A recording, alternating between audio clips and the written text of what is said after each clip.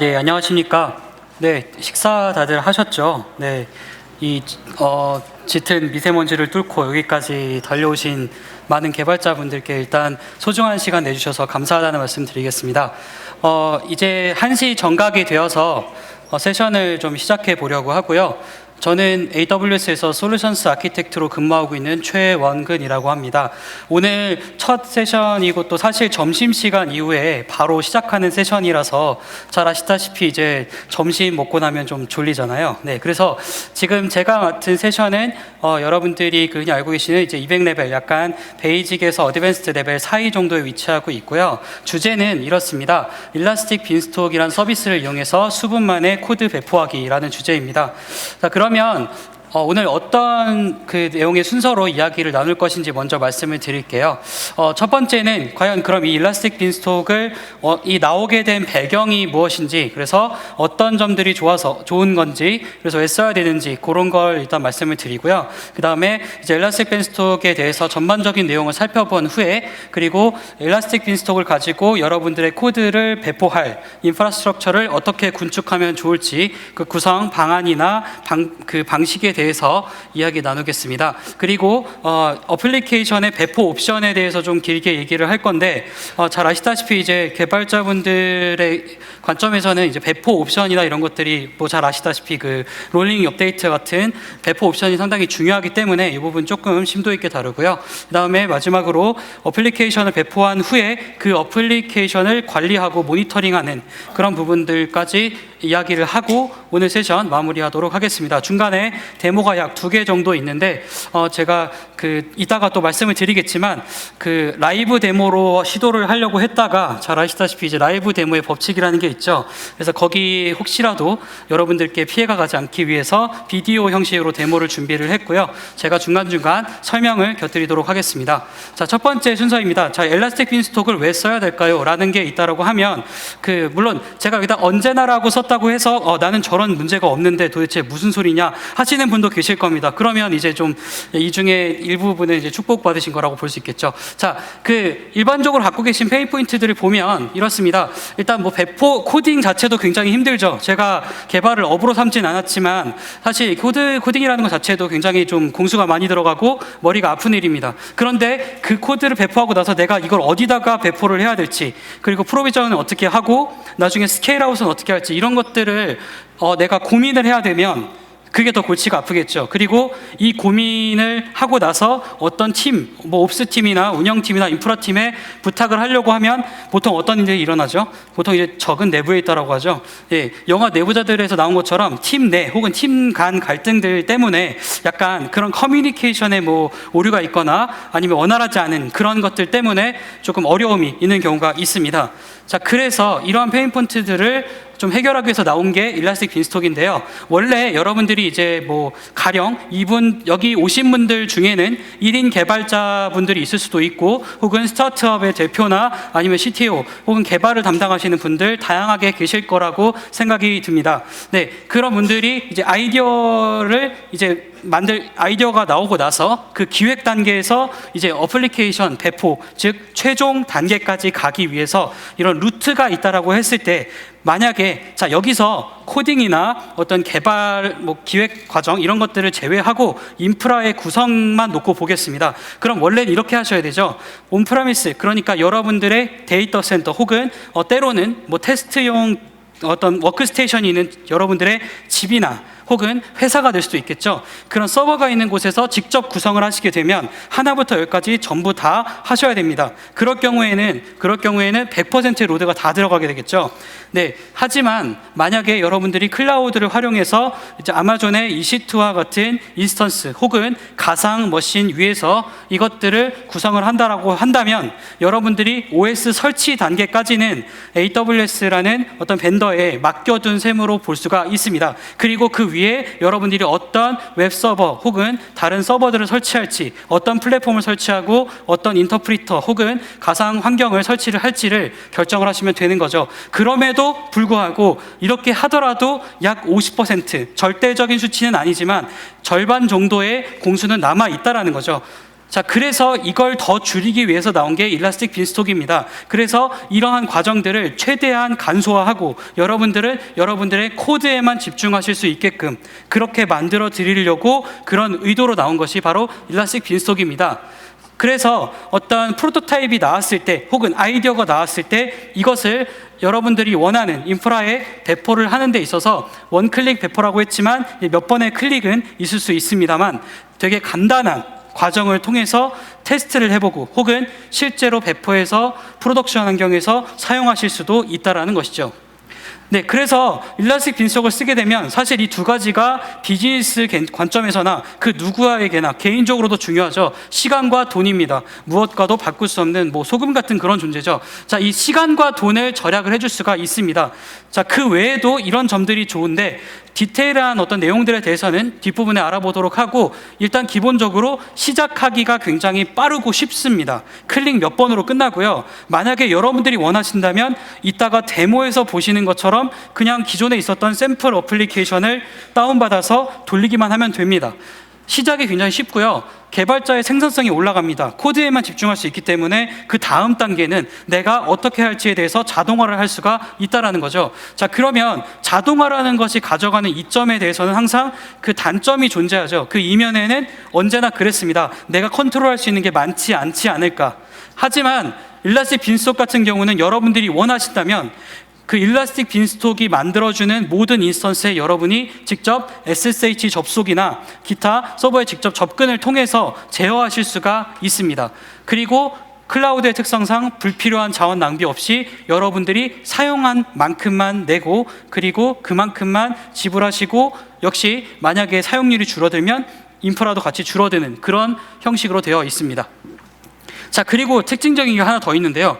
지금 밑에 보시면 사용에 따른 추가 요금이 없습니다. 이게 좀 조심하셔야 되는 게 요금이 없다는 얘기가 아니고요.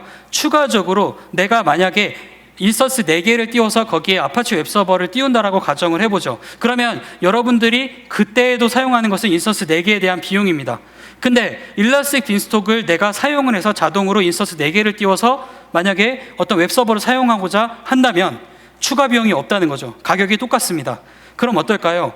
굳이 특별한 내가 요구사항이 없다라고 하면 일라스틱 빈스톡이 조금 더 수월한 경우가 많다라는 것입니다.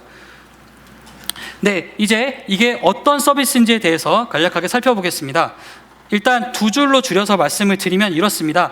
일단 일라스틱 빈스톡은 웹 어플리케이션이나 웹 서비스를 배포하거나 확장하고 그리고 그걸 관리하는 데 있어서 네, 이게 좀 핵심이죠. 쉽고 빠르게 할 수 있는 완전 관리형 서비스입니다. 완전 관리형이라는 말이 혹시라도 생소하실 분들이 있을 수 있어서 AWS에서는 굉장히 많은 종류의 완전 관리형 혹은 영어로는 매니지 서비스라는 것을 제공을 하고 있습니다. 대표적으로는 이제 MySQL이나 MSSQL 같은 여러분들 데이터베이스, RDBMS를 올릴 수 있는 RDS 같은 서비스나 아니면 NoSQLDB, 여러분들의 키밸류 스토어를 올릴 수 있는 DynamoDB와 같은 것도 이 완전 관리형 서비스입니다.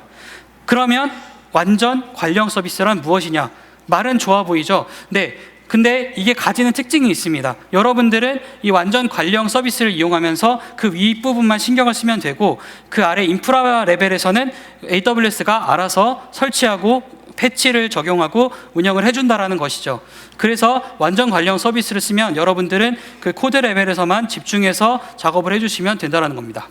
자, 그러면 어느 곳에 쓸 수가 있을까요? 대표적으로는 이렇습니다. 이것 말고도 물론 사용 사례가 많이 있지만 대표적으로 웹사이트, 즉 프론트엔드 단에서 쓸 수 있고요.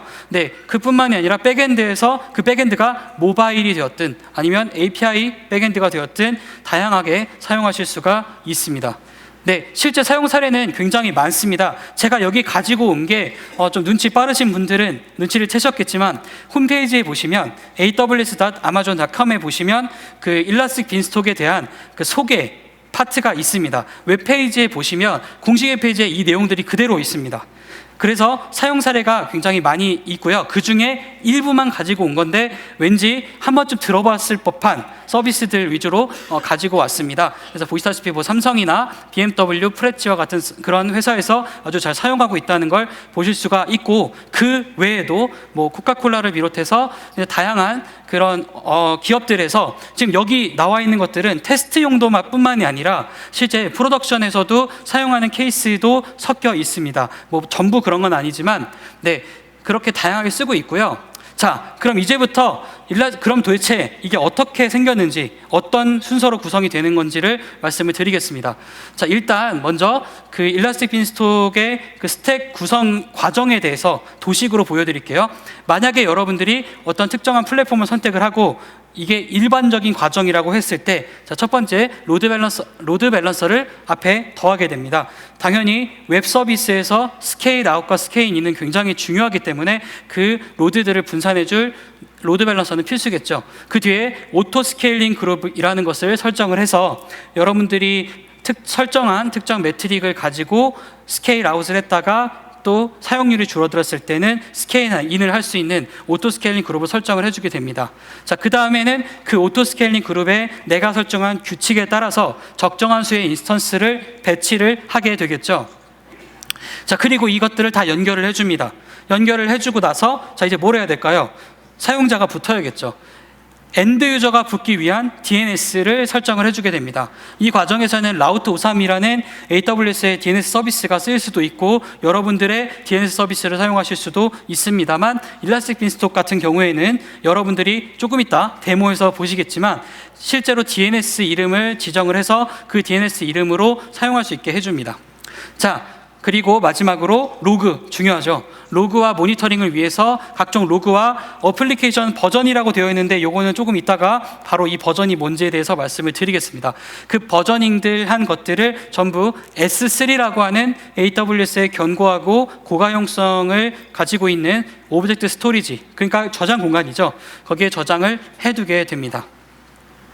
자, 그래서 인프라스트럭처에 이렇게 보시면 제가 이 그림을 가지고 아까 완전 관련 서비스를 조금 더 설명을 드리는 게 좋을 것 같습니다. 그래서 여러분들 저 파란색으로 보이시죠? 파란색 글씨에 나와 있는 코드 레벨에만 집중해서 작업을 해주시면 되고요. 그 하단에 있는 저 HTTP 서버, 굳이 HTTP 서버가 아니고 와스 서버인 톰캣 같은 것들도 당연히 동작을 하고요. 그런 앱 서버들 뿐만이 아니라 인터프리터 혹은 버추얼 머신, 그리고 그 밑에 있는 운영체제나 버추얼 호스트까지 전부 다 일라스틱 빈스톡이 만들어줍니다. 물론 그 어떤 걸로 하실지는 선택을 하셔야겠지만 지금 우측에 보이시는 저 맨 밑에 있는 파이썬, 그 위에 있는 톰캣이나 PHP, 도커, 윈도우 서버, 루비 뿐만 아니라 굉장히 다양한 플랫폼을 지원하고 있고요. 만약에 여러분이 원하신다면 커스텀 환경을 도커로 말아서 올리신다면 그걸 가지고 와서 쓰실 수도 있습니다.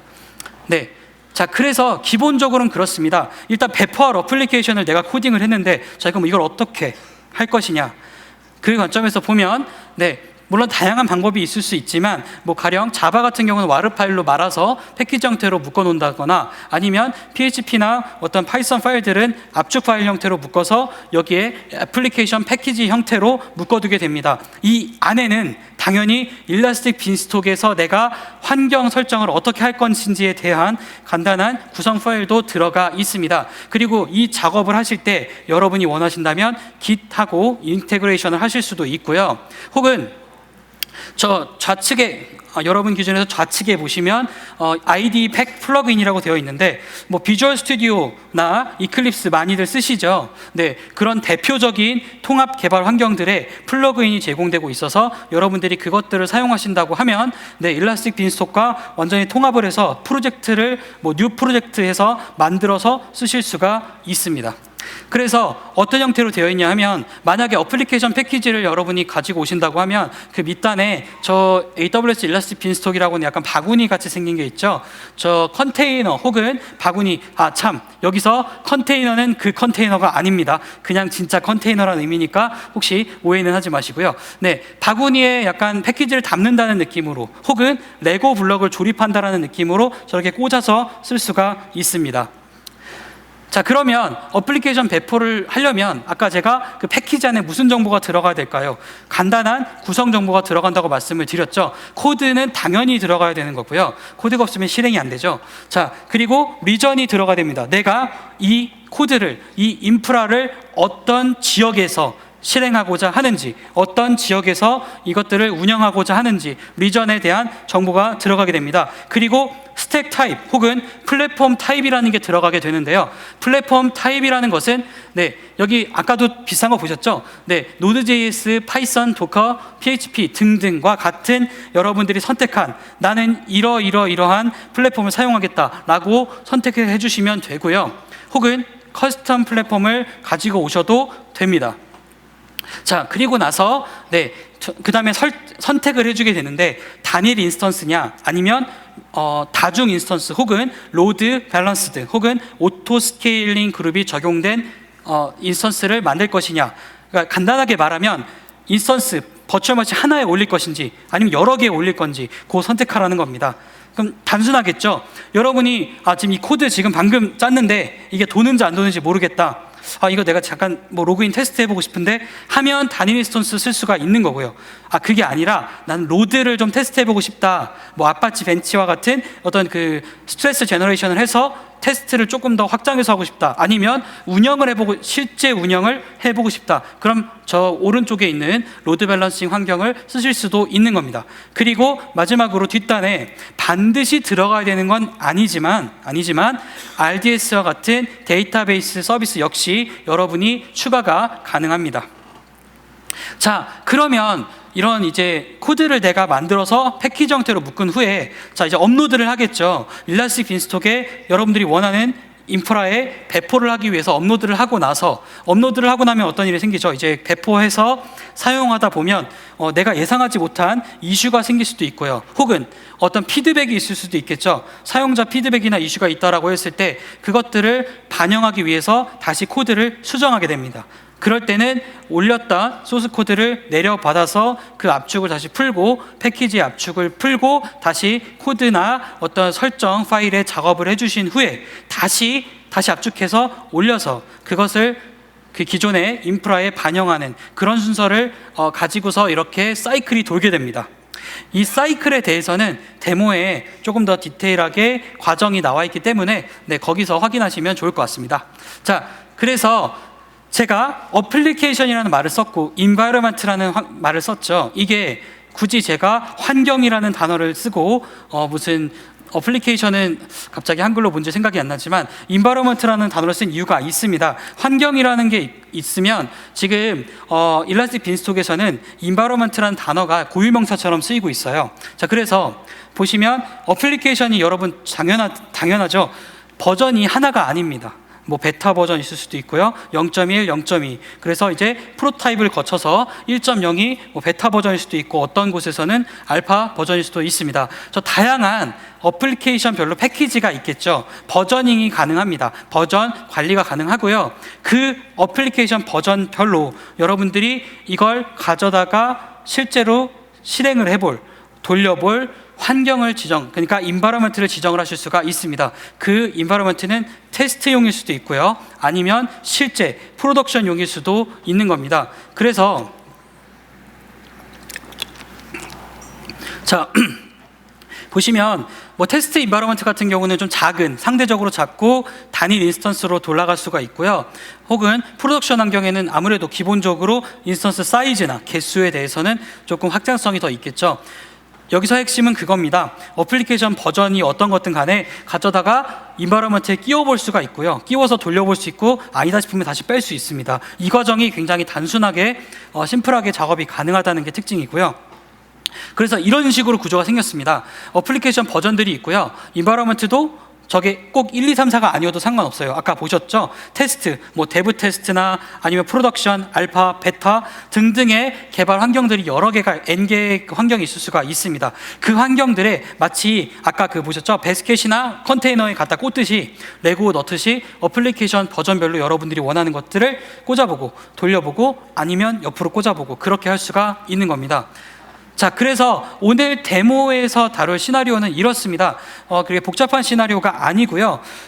제가 일라스틱 빈스톡은 배포를 할 때 그 CLI 환경을 쓸 수가 있어요. 꼭 GUI, 그러니까 콘솔 환경만 쓰는 게 아니기 때문에 CLI로 명령어 형태로 해서 그 배포하는 걸 한번 보여드릴 건데요. 오늘 시간 관계상 앞에 두 개는 좀 생략을 하겠습니다. 근데 앞에 두 개는 뭐냐면요, 1번은 일라스틱 빈스톡 전용 CLI가 있어요. 여러분들이 혹시 알고 계시는 AWS CLI와 별도로 설치를 해야 되는 일라스틱 빈스톡 CLI라는 것이 있어서 저걸 설치를 해주는 거고요. 두 번째는 우리가 만드는 일라스틱 빈스톡 안에 들어가는 인스턴스들이 어떤 권한을 가지는지를 설정을 해주는 단계인데 그걸 롤이라고 부릅니다. 그래서 저 3번부터는 데모에서 보여드릴 거고요. git 클론 잘 아시죠? git 클론에서 제가 샘플 코드 노드.js 기반의 익스프레스 기반으로 돌아가는 노드.js 어플리케이션 하나를 당연히 퍼블릭이고요. git 클론에서 다운로드를 받은 후에 그걸 가지고 일라스틱 빈스톡 환경을 생성을 하겠습니다. 그리고 나서 그걸 가지고 잘 돌아가는지 배포를 해보고요. 그 다음에 뭘 할 거냐면, 그래서 오늘은 3번부터 볼 거고요. 자, 그 다음에 어떻게 해보냐면 잘 돌아가는 걸 확인한 후에 그 다음에 이걸 수정해 보겠습니다. 그래서 인덱스 파일을 수정을 해서 거기에 간단한 문구 하나를 넣어서 이게 수정이 올바르게 배포가 되는지 그거를 확인하는 과정까지 오늘 데모에서 다루도록 하겠습니다. 이거는 이제 전체적으로 다 다룰 예정이고요. 자, 그래서 지금 이제부터 비디오가 돌아갈 거니까 한번 화면을 봐주시면, 자, 일단 git 클론을 해서 저렇게 보시다시피 뭐 익숙하시죠? 화면은 소스 코드를 다운받고 나서 그 디렉토리에 들어가게 됩니다. 그리고 EB init이라는 게 뭐냐면 이제 환경을 어떤 초기화를 시켜주겠다는 거예요. 리전 고른하면 나오죠. 당연히 저는 서울 리전 10번을 고를 겁니다. 그래서 10번 설정을 하고 나머지 세팅 값에 대해서는 뭐 이제 어플리케이션 이름이나 이런 것들을 물어보는데 기본 값으로 두고 쭉 넘어가겠습니다. 보시다시피 다양한 옵션 지정이 일단 가능하고요. 자, 이제 그게 끝나고 나면 진짜 본격적으로 EB create라는 명령을 통해서 환경을 생성을 해줄 겁니다. 그러면 어떻게 되냐면 이제 당연히 environment 이름을 물어보겠죠. 그걸 기본값으로 두고 이제 다른 건 다 기본인데 저 로드 밸런서만 클래식이 아니라 어플리케이션 로드 밸런서라고 하는 조금 더 많은 기능을 가지고 있는 로드 밸런서로 선택을 하겠습니다. 보시면 지금 계속해서 environment가 생성되고 있는 과정을 로그 형태로 보여주고 있죠. 이제 웹 화면으로 가게 되면 이게 웹 화면인데 일라스틱 빈스톡 화면에 들어가게 되면 제가 방금 생성한 저 EB 노드 뒤에 어쩌고 하는 그 환경이 지금 현재 크리에이트가 이미 됐다는 것을 보여주고 있습니다. 그래서 이 화면을 이제 제가 시간 관계상 이제 배포가 완료된 것으로 점프를 한 거고요. 당연히 실시간은 아니고 이 과정이 몇 분 정도 걸립니다. 일단 지금 보시면 successfully launched environment라고 나왔죠. 이제 환경 구성이 완료가 됐으니까 자, 이제 저 DNS 주소를 따라서 들어가 보면 저런 웹페이지가 나오게 되는데 되게 간단합니다. 그 아이디랑 그러니까 이메일 주소랑 이름하고 그 다음에 마지막으로 뭐 프리뷰 액세스 할 거냐 yes no 요것만 받고 그걸 저장을 하는 건데, 지금 화면에 조금 이제 시력 좋으신 분들은 보이시겠지만 이미 들어가 있는 정보라고 나오죠. 제가 테스트 때문에 미리 이 정보를 넣어 놨습니다. 그래서 이미 가입되어 있는 정보다라고 저렇게 안내를 해준 거고요. 이 정보들은 AWS의 다이나모 DB라고 하는 노시컬 DB에 저렇게 테이블에 들어가게 됩니다. 보시면 제가 아까 입력했던 이메일과 이름 그리고 yes라고 설정했던 그 정보들이 보이죠. 이렇게 어플리케이션이 간단하게 동작하는 것을 보여드린 거고요. 자, 이제 수정을 해보겠습니다. 잘 돌아가는 걸 확인을 했으니까 이제 어플리케이션 버전 페이지로 들어가서 소스 코드에 해당하는 저 zip 파일을 다운을 받을 건데, 저렇게 두면 뭔지 모르니까 앱 버전 1이라고 하는 이름을 주고 zip 파일, 그러니까 압축 파일로 다운을 받았습니다. 자, 그리고 나서 이제 그 커맨드 창에서 지금 다운로드 받은 저 보이시죠? 앱 버전 1이라는 압축 파일을 풀어주겠습니다. 언집을 해서 저 압축 파일을 풀어줄 거고요. 그러면 이제 저 안에 여러분들이, 그러니까 샘플 물론 코드긴 하지만 제 경우에는 저렇게 이제 코드들이 쭉 나오게 됩니다. 자, 그러면 이제 그 코드를 풀었으니까 앱 버전 1에 들어가 보면 그 디렉토리에는 여러 가지 파일들이 있겠죠. 근데 그 중에 저는 index.ejs라는 파일을 수정을 하겠습니다. 수정을 하는데 뭐 복잡한 걸 할 건 아니고요. 아까 더 빅 띵 이즈 커밍이라고 큰 글자 보이셨죠? 그 밑에다가 원래는 저게 H1 그 태그로 되어 있는데 그보다 아래 단계 H2 코드로 해서 this is version 2라고 해가지고 내가 바꿨습니다를 보여줄 겁니다. 그래서 그걸 테스트용이죠. 자, 그래서 이제 확인을 하고 나서 자, 이제 다시 해야 될 거는 코드를 수정했으니까 패키지를 묶어야겠죠. 그래서 zip 파일로 만들게 됩니다. 그래서 지금 하는 작업이 앱 버전 2라는 압축 파일로 다시 만들어주는 거고요. 그거를 이제 다시 데모에 루트 폴더로 옮겨준 다음에 그 다음에 이제 한번 확인을 해주는 겁니다. 마지막에 버전 2에 잘 들어갔는지 그 -l 명령어로 이제 그 zip 파일의 내용을 본 거고요. 그리고 나면 이 압축 파일을 다시 여기에 올려주겠습니다. 지금 저 인바이러먼트 안으로 들어가게 되면 업로드 앤 디플로이라는 게 보이시죠? 업로드 앤 디플로이에 보시면 거기에 이제 올릴 수 있게끔 되어 있습니다. 거기에 압축 파일을 넣고 디플로이를 누르게 되면 그게 끝입니다. 여기까지 해주면 얘가 알아서 배포를 끝냅니다. 지금 보시면은 이제 이벤트를 보시면 업데이팅 유어 인바이러먼트라고 뜨죠. 업데이트하고 있다는 얘기입니다. 그래서 업데이트가 시작되었고 제가 이제 점프를 했습니다. 완료된 상태로. 자, 그러면은 이제 업데이트가 성공적으로 끝났다고 나오죠. 이제 마지막으로 그럼 뭘 해야 될까요? 들어가 보는 거죠. 보시면 버전 2로 바뀌어 있는 걸 보실 수가 있습니다. 이렇게 간단하게 업데이트까지 과정을 보여드렸는데 제가 데모 비디오로 보여드렸기 때문에 약간 이제 저는 그 스크립트를 카피 앤 페이스트 해가지고 조금 빨라 보일 수도 있고 어떤 분들께는 좀 길어 보일 수도 있지만 굉장히 단순하죠. 지금 CLI로 작업을 해서 그렇지 만약에 여러분들이 클릭만 원하신다고 하면 이거보다 어떻게 보면 조금 더 수월해 보이는 과정이 있을 수도 있습니다. 자, 이 다음에는 오토 스케일링과 오토 스케일링에 대해서 알아보도록 할 건데요.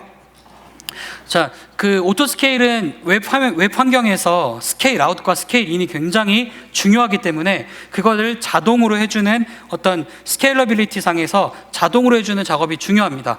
그래서 오토 스케일링은 설정할 내용들이 좀 몇 가지가 있는데 어떻게 동작을 하냐면 일단 최소 인스턴스 개수와 최대 인스턴스 개수를 설정을 합니다. 그래서 만약에 2개에서 4개다라고 하면 민맥스에다가 2, 4를 넣어주면 되는 거죠. 그리고 가용 영역, availability zone을 어디로 설정할 것인가. 그래서 만약에 여러분들이 다중 가용 영역에 여러 개의 가용 영역에 골고루 배포를 한다라고 하면 그러면 고가용성이 유지가 되겠죠. 그걸 설정하는 방법이 있고 저 밑에 있는 스케일링 쿨다운이라는 건 뭐냐면 그 여러분들이 스케일 인을 할 때 그러니까 확장할 때가 아니고 만약에 스케일 인에서 축소될 때 쿨다운 시간을 주는 겁니다. 말 그대로고요. 그리고 크게 2가지로 나눠서 여러분들이 오토 스케일링을 활성화시킬 수가 있는데 첫 번째는 트리거 베이스드입니다. 쉽게 말씀드리면 만약에 리퀘스트 카운트 그러니까 이 웹 서버로 접속하려고 하는 리퀘스트가 일정 개수 이상일 때 스케일 아웃을 하거나 일정 개수 이하일 때 스케일 인을 해라. 이런 식의 트리거를 걸 수가 있어요. 특정 매트릭에 스레시홀드라고 하는 임계값을 걸어서 트리거를 걸 수가 있는데 그거를 트리거 베이스드 스케일링이라고 하고요. 혹은 시간 단위로 걸 수가 있습니다. 타임 베이스드 스케일링. 말 그대로죠. 예를 들자면 뭐 잘 아시다시피 만약에 어떤 특정 업데이트, 대규모 업데이트가 오늘 오전 7시에 예정되어 있다. 내일 오전 7시라고 가정을 하겠습니다. 그럼 당연히 7시에 사람이 몰리겠죠. 런치를 한다라고 하면 몰리겠죠. 그때 내가 시간을 미리 재서 저때 뭐 스케일 아웃을 하거나 스케일 인을 하거나 이런 것들을 설정할 수가 있는 거고요. 참고로 타임 베이스 스케줄링 같은 경우에는 저렇게 크론 표현식을 줘서 어떤 어커런스, 리커런스라고 하죠. 반복을 줄 수가 있습니다.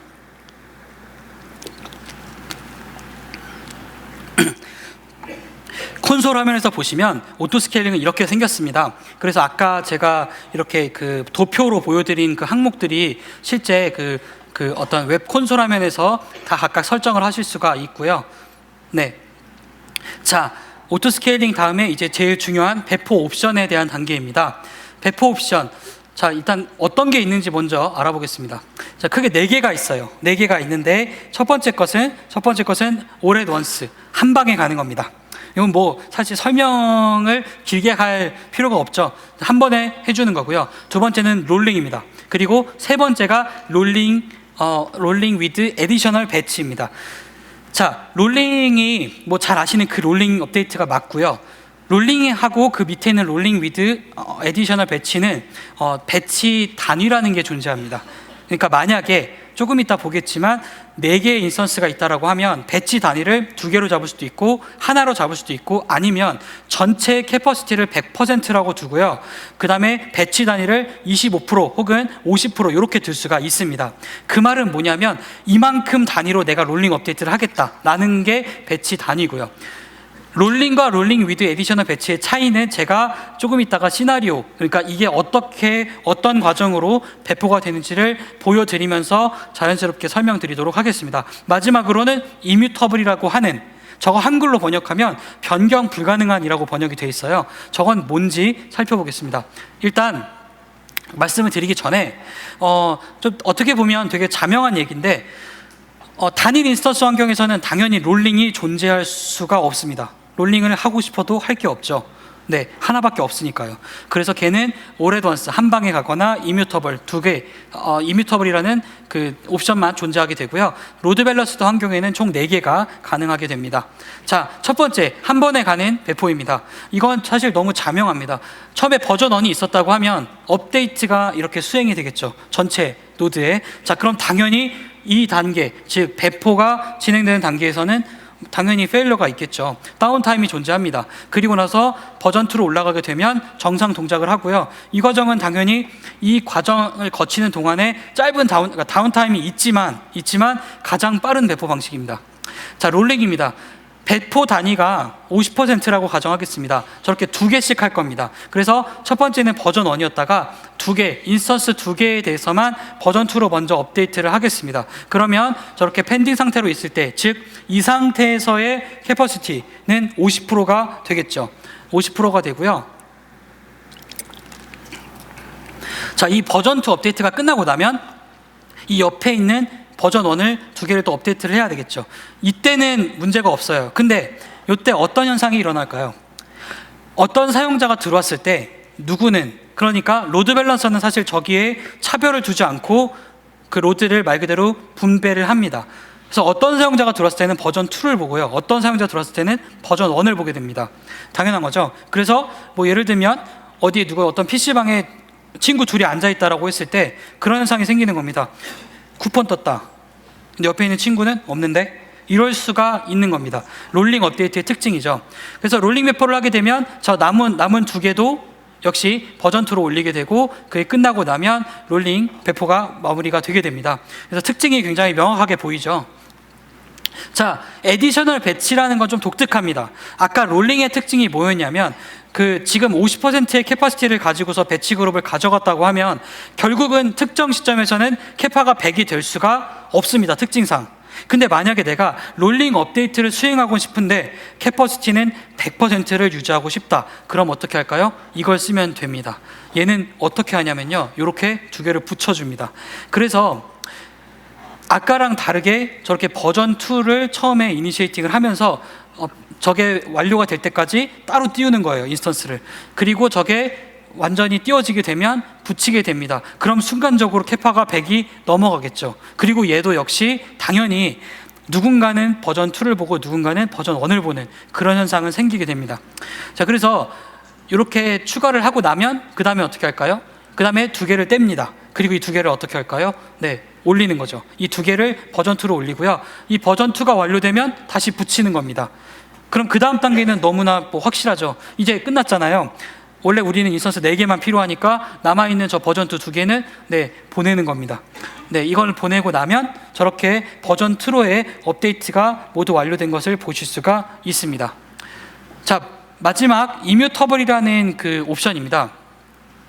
이뮤터블이라는 옵션은 지금 보시면 일단 얘는 사실 블루그린하고 좀 헷갈리실 수도 있는데 블루그린하고 조금 개념이 다른 게 뭐냐면, 자, 참고로 블루그린은 조금 이따 보시겠지만 그건 데모도 있거든요. 자, 블루그린은 저 인바이러먼트라는 저 환경이 새로 하나 생겨요, 따로. 근데 이 이뮤터블은 뭐냐면 오토스케일링 그룹만 하나 생기고 환경을 복제하거나 새로 만들지 않습니다. 그 말은 무슨 말이냐면 지금 저렇게 새로 만든 오토스케일링 그룹은 기존에 있는 인스턴스들과 같은 DNS 이름을 가집니다. 조금 이따가 보실 블루그린 배포 같은 경우는 일라스틱 빈스톡에서는 두 개가 다른 DNS 이름을 가집니다. 그래서 블루그린에서 일란스틱 빈스톡으로 배포하시게 되면 블루그린 환경에서는 URL 스와핑이라는 게 존재해요. 그거 좀 이따가 자세하게 알아보고요. 어쨌든 이뮤터블이라는 것은 저렇게 오토스케일링 그룹을 하나 새로 만들어서, 그러니까 새로 배치 그룹을 만드는 거죠. 그리고 버전 2로 업데이트를 합니다. 저게 완료가 되면 일단 하나 붙여보고요. 잘 동작한다 싶으면 나머지 3개, 그러니까 4개가 필요하니까 3개를 또 띄우게 됩니다. 그리고 나서 그게 잘 동작을 하면 저렇게 붙여주고요. 그럼 이 다음에 뭘 하면 될까요? 저 기존에 내가 가지고 있던 버전 1을 그냥 보내면 됩니다. 보내고 나서 버전 2를 가지고 계속 가는 겁니다. 그래서 이거를 변경 불가능한 배포라고 부르는 이유가 뭐냐면, 자, 이 과정까지 버전 1에 변경사항이 있었나요? 전혀 없습니다. 저거 안 건드리는 거예요. 블루그린도 기존의 환경을 안 건드리지만 얘도 기존의 환경을 건드리진 않습니다. 다만 이뮤터블 같은 경우는 DNS를 새로 파는 게 아니고 환경을, 그러니까 인바이러먼트를 새로 만드는 게 아니라 이 기존의 인바이러먼트 안에서 새로운 그룹을 만든다고 생각하시면 됩니다. 그런 차이가 있고요. 그래서 여기까지가 이뮤터블이고, 마지막 블루그린 업데이트를 보겠습니다. 여러분이 알고 계시는 그 블루그린이 맞고요. 블루그린 업데이트를 할 때 콘솔 화면에서 어떤 버튼을 누르고 시작하냐면, 보시다시피 클론 인바이러먼트라는 그런 메뉴가 있어요. 이걸 누르면 좀 이따 데모에서 보시겠지만 이렇게 하나 생깁니다. 자동으로. 이거 할 때 여러분이 해줘야 될 게 뭐 하나밖에 없냐면, 저 위에 보시면 저 위에 요거 있죠? 요거 앞에 이름만 주면 돼요. 새로 환경에 이름을 뭘로 할 거냐, 저 이름만 주면 되고요. 나머지는 할 게 없습니다. 그럼 이렇게 복제가 되죠. 보시다시피 기존에 있었던 그 DNS 이름이 myApp이라고 한다면 새로 만든 앱은 myApp_new라고 하겠습니다. 자, 그러면 그 기존에 있었던 그 환경은 내비두고요. 그대로 내버려 두고 새로 만든 환경에 대해서 제가 업데이트를 수행하겠습니다.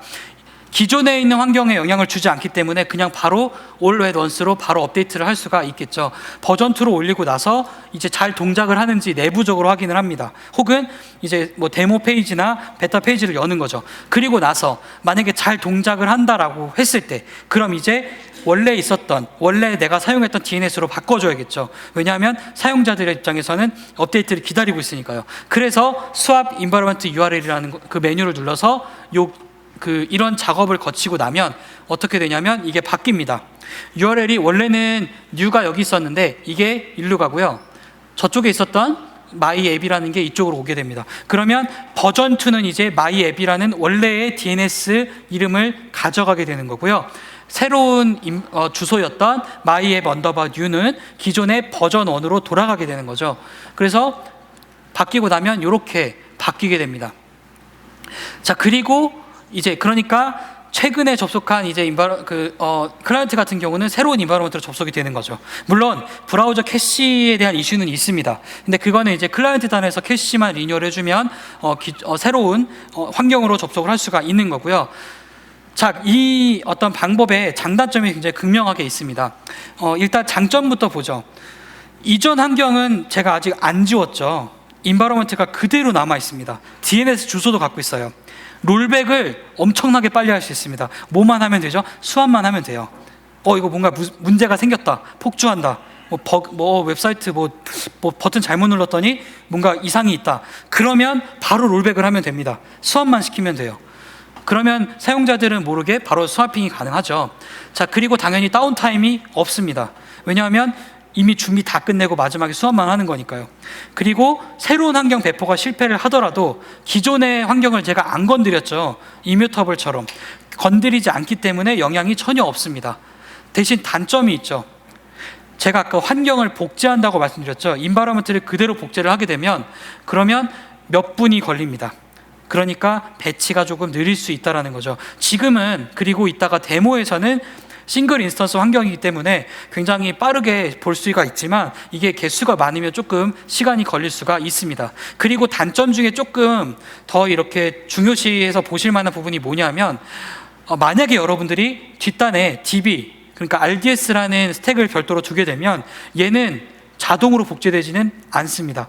수동으로 스냅샷을 떠서 새로운 환경에다가 연결을 시켜줘야 됩니다. 그래서 이런 부분은 조금 더 이렇게 중시해서 보실 필요가 있을 것 같고요. 자, 이제 블루그린 데모를 보여드리겠습니다. 자, 그래서 기존에 아까 만드셨던 거 혹시 아까 만들었던 거 기억나시죠? 버전 2라고 이제 그거 갖고 할 겁니다. 그래서 기존 환경은 제가 편의상 EB 노드라고 부를게요. EB나 EB 노드라고 부를 거고요. 자, 이 환경을 제가 복제를 하겠습니다. 액션에서 보시면 클론 인바이러먼트라는 게 보이시죠? 이거 눌러서 복제를 할 거고요. 제가 딱 하나만 입력하면 된다고 말씀드렸죠. 이것만 입력하면 돼요. 이름은 뭡니까? 그러니까 저 앞에 저는 new라고 해서 new eb라는 환경을 하나 만들겠습니다. 체크 어베일러빌리티는 말 그대로 자, 이 DNS, 그러니까 이 URL 쓸 수 있니? 라는 거고요.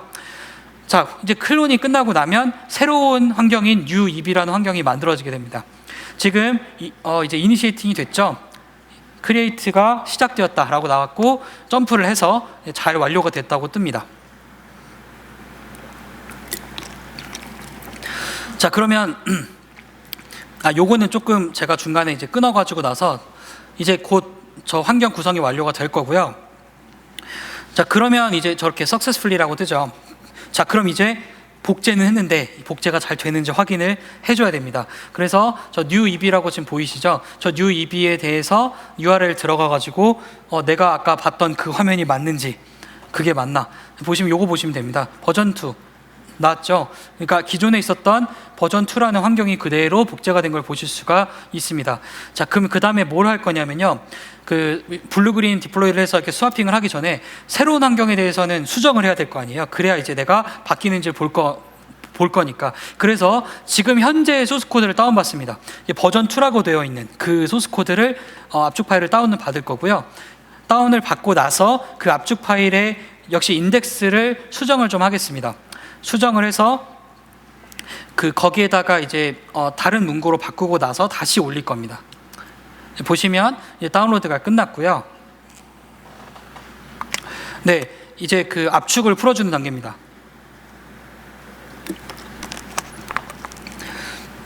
이 부분이 확대가 좀 덜 돼가지고 좀 작게 보이실 텐데 압축 푼 거고요. 저 이제 그 스태틱 파일에 들어가가지고 index.ejs라는 그 아까 수정했던 그 파일 있죠? 그거를 아까는 이제 그 윈도우즈 그 이하에 있는 그 VIM으로 에디트를 한 거고 지금은 비주얼 스튜디오 코드라는 이거 아마 오픈 소스로 알고 있는데 네, 그 툴로 해서 이렇게 수정하는 걸 보여드리는 겁니다. 자, 그래서 아까 저 버전 2 보이시죠? 요거 버전 2. 요거를 이제 제가 좀 이따가 수정을 할 겁니다. 요거를 이제 바로 버전 2라는 메시지를 블루그린 테스트라고 바꿔서 기존에 있었던 기존에 보였던 버전 2와 좀 그러니까 좀 다른 점을 둘 겁니다.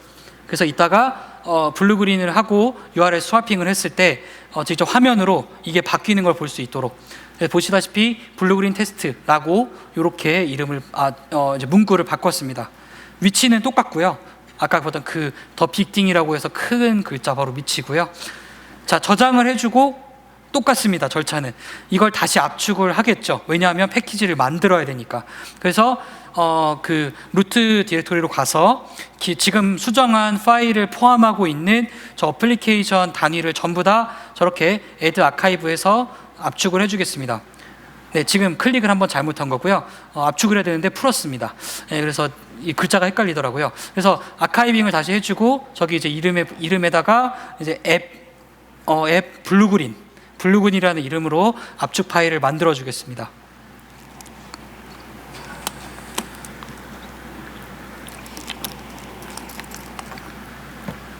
네, 지금 이제 압축 파일을 만든 거고요. 그 압축 파일을 다시 이제 데모의 루트 디렉토리로 옮길 거고 이제 저거를 다시 제가 방금 만든 new eb라는 환경에다가 업로드를 하겠습니다. 지금 보시면 new eb에 들어갔죠. 거기 보시면 이제 이게 또 버튼이 되게 쉽게 보입니다. 똑같습니다. 아까랑 그 압축 파일 찾아가지고 아까 루트 폴더에 있었죠. 거기 가서 앱 블루그린이라는 그 압축 파일을 가지고 버전을 올려줍니다. 디플로이 누르게 되면 아까와 같이 업데이트가 또 일어나겠죠. 저렇게 업데이팅을 지금 하고 있다라고 아까랑 같은 이벤트가 나오게 됩니다. 그래서 deploy new version to instance라고 나오고, 이제 이거 같은 경우는 이제 단일 인스턴스라서 한 오래 걸려야 2, 3분 정도 걸립니다. 지금 보시면 이제 잘 끝났다고 나오죠. 리프레시해서 한 번 더 본 다음에, 자, 그러면 잘 바뀌었는지 봐야겠죠. 저 웹사이트에 들어가서 문구가 바뀌었는지 보겠습니다. 지금 new eb라는 그 URL 들어가서 블루그린이라는 메시지를 확인을 했습니다. 지금 이거는 새로운 환경이니까 new eb죠. 자, 이제 URL을 바꾸겠습니다. 기존에 있었던 eb라는 그 URL을 하고 지금의 new eb를 바꾸겠습니다. 여기 보시면 바꿀 타겟이 eb고요. 지금 이거는 new eb죠. 스왑을 누르면 이렇게 updating your environment라고 나오고, 이제 스와핑을 하고 있다라고 밑에 디테일하게 로그가 뜹니다.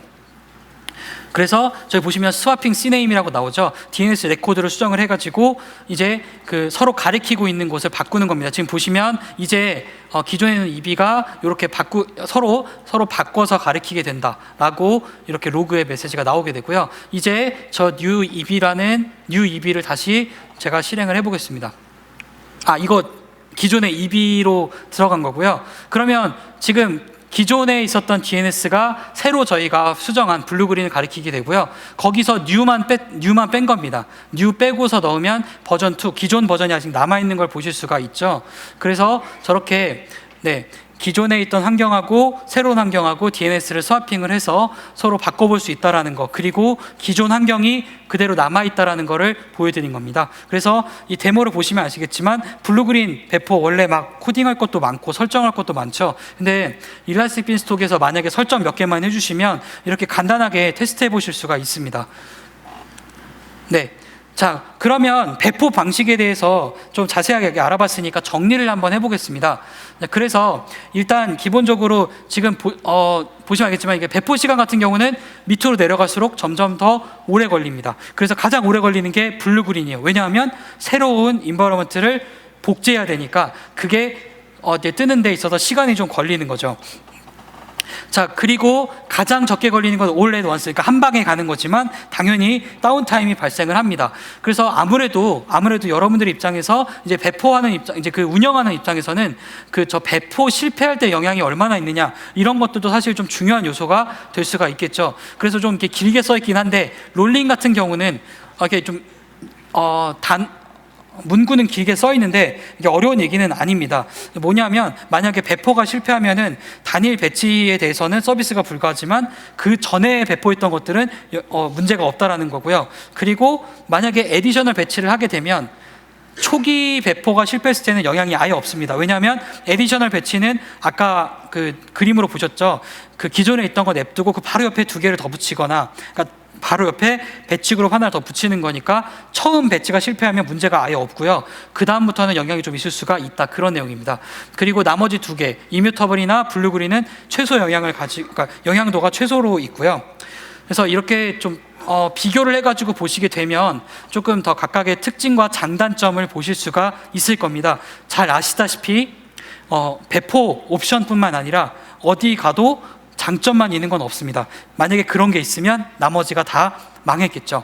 그래서 그때그때 상황에 따라서 적절한 배포 전략을 선택을 하시는 것이 좋은 방법으로 생각이 됩니다. 자, 이제 어느덧 이제 마지막 코너입니다. 그래서 어플리케이션을 잘 만들었으면 관리, 업데이트, 그리고 모니터링도 되게 중요한 요소죠. 그것에 대해서 말씀을 드리겠습니다. 관리형 플랫폼 업데이트라는 건데, 말 그대로 여러분들 뭐 노드.js나 뭐 요즘에 뭐 파이썬의 장고나 뭐 플라스크 같은 이러한, 혹은 뭐 톰캣도 있고요. 그런 플랫폼들이 업데이트가 굉장히 빠르죠. 업데이트가 빠릅니다. 그럼 내가 이거 업데이트 나올 때마다 뭐 RSS 피드로 받고 또 가서 패치해주고 잘 도나 한번 체크해주고, 그것도 또 언제 합니까? 업데이트 잘 아시죠? 개발자분들 다 새벽에 합니다. 보통 다 남들이 자고 있는 시간에 해야 되는 경우가 많습니다. 그거를 대신해 줄 수 있는 게 바로 이 관리형 플랫폼 업데이트입니다. 그러면 뭘 설정을 하냐면 메인터넌스 윈도우라고 해서 내가 유지보수 기간을 언제로 가져갈 거냐, 예를 들자면 2주에 한 번씩 혹은 한 달에 한 번씩 매달 첫째 주 일요일 새벽 3시에 하겠다, 3시부터 7시까지 하겠다. 그러면 업데이트가 있는지를 얘가 알아서 체크를 하고요, 일라스틱 빈스톡이 알아서 업데이트를 수행을 해주게 됩니다. 그런 장점이 있고요. 자, 그리고 모니터링 화면입니다. 메인 화면이죠. 아까 데모에서도 이제 라이브로 좀 보셨지만 보시면 이렇게 잘 돌아가고 있으면 그린라이트가 뜨고요. 저게 만약에 문제가 있으면 주황색이 되기도 하고 빨간색 그 워닝이 뜨기도 하고 빨간색의 얼러트 뜨기도 합니다. 그리고 그 안에 별도로 모니터링이라는 탭이 있습니다. 모니터링이라는 탭을 클릭을 해보시면 이렇게 화면이 이 화면 그대로 떠 있는 거 아니고 요렇게 화면이 보이고요. 엄밀하게 말하면 저 왼쪽, 여러분들 기준에서 왼쪽 화면이 위에 있고요, 오른쪽 화면이 밑부분에 위치를 하게 됩니다.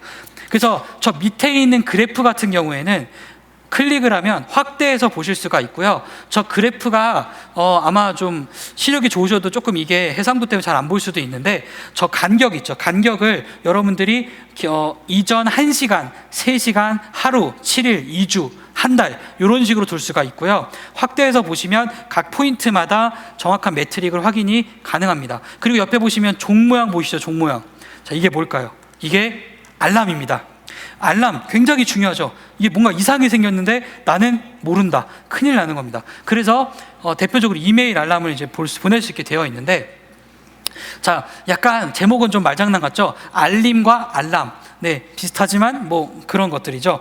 자, 그래서 여러분들이 설정을 할 수가 있습니다. 모니터링에서 이렇게, 자, 아까 종 모양 보이시죠? 종 모양을 누르게 되면 이렇게 애드 알람이라는 그 화면이 떠서 여기다 알람을 거실 수가 있는데, 당연히 알람을 걸 때는 어떤 매트릭에다가 어떤 스레시홀드, 그러니까 내가 어떤 지표에다가 어떤 임계값을 두고 그게 초과했을 때 알람을 받겠다, 혹은 이걸 초과하고 나서 일정 기간이 지나면 내가 받겠다. 가령 최대 접속 사용자 수가 뭐 1000명 이상이 약 1시간 동안 지속이 되거나 2분 이상 지속됐을 때 내가 받겠다. 그게 가능한 겁니다.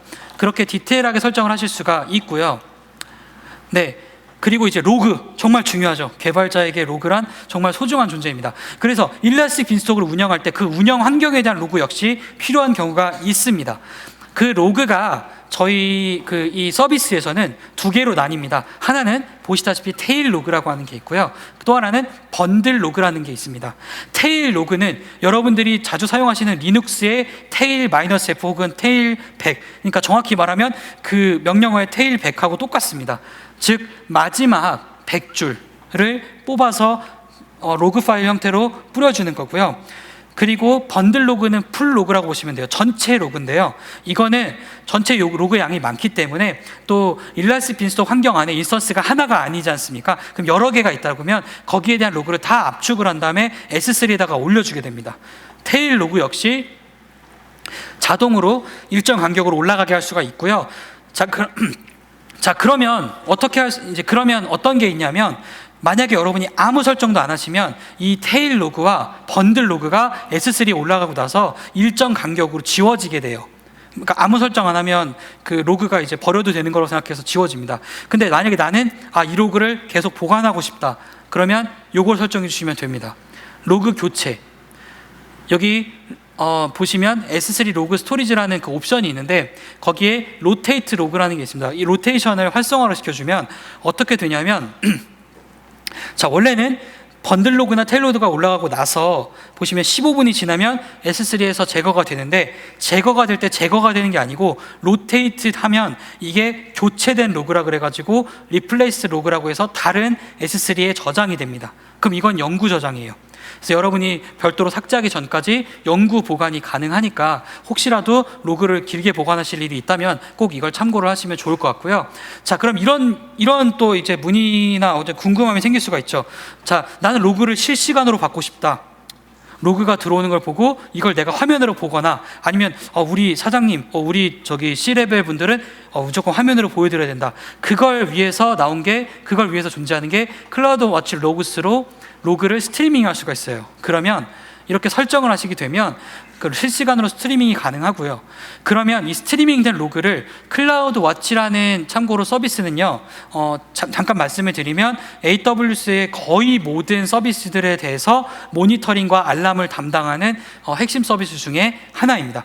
그래서 이 클라우드 워치는 AWS에 일라스틱 서치라는 서비스가 또 있어요. 그 여러분이 알고 계시는 그 ES가 맞고요. 그러면 ELK 스택 아마 들어보신 분들 있으실 겁니다. 그래서 일라스틱 서치, 로그스태치, 키바나 요건데 거기서 이제 로그스태치 빼고 클라우드 워치가 일라스틱 서치의 그 데이터를 스트리밍으로 넘겨주면 일라스틱 서치가 그걸 받아서 키바나로 뿌려줄 수가 있는데 그거를 만약에 AWS에서 그냥 내가 클릭을 하고 싶다 그러면 그냥 이 뒤에다가 설정만 몇 번 해주시고요. 클릭 한번 해주시면 키바나가 URL 링크로 뜹니다.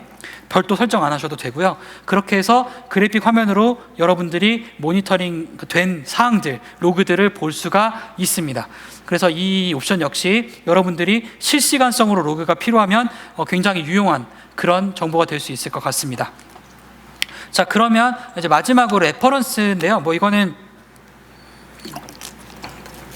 여러분들이 혹시라도 또 참고할 사항들이 더 있으시다면 이런 링크들을 타고 들어가서 보시면 좀 좋을 것 같고요. 아마도 발표 자료가 공유되는 것으로 알고 있는데 혹은 인터넷이나 슬라이드쇼에 올라갈 겁니다.